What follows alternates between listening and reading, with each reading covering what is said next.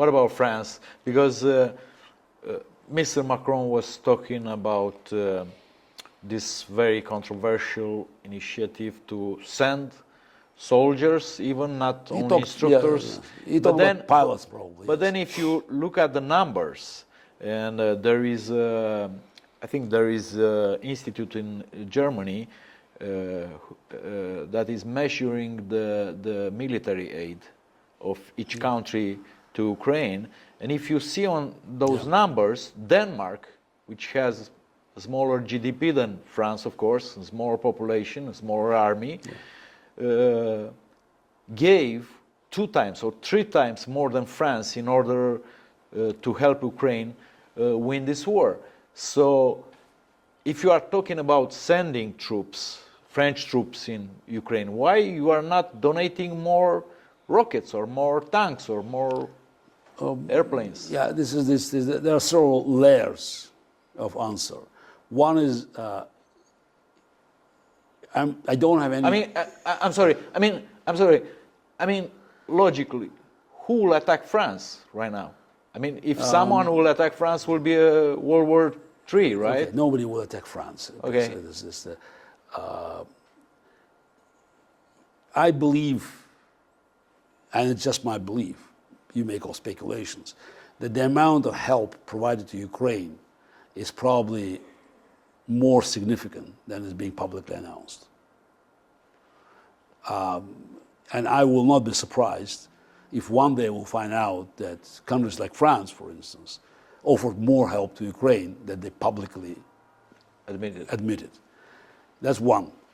Two is Macron is a desperate situation now. You see his domestic situation. But there are other problems.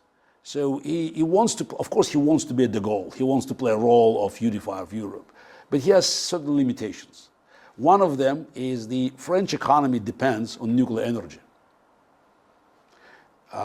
Because France is a leading power that's using nuclear power stations. The nuclear power stations need uranium. The main source of uranium for France came from Niger. This country recently has been taken over by Russians. So Russians now have their hands on the main supply of uranium to France. So he has to maneuver. So, and that's a problem.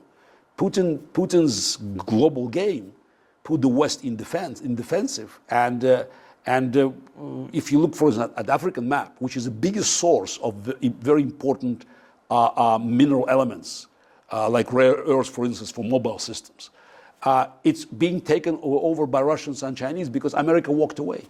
It just shows no political will to fight back. France now has been losing influence in the region, which is quite ironic that Russian and Chinese neo-colonialism is taking over Africa by fighting old colonialism that is just its piece of history.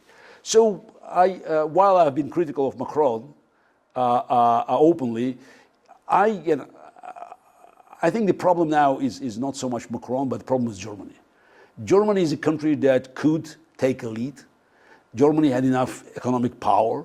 And only today, or not a few days ago actually, Rheinmetall, which is Germany's largest weapon manufacturer, announced that they would be boosting the production of artillery shells and will start supply to Ukraine.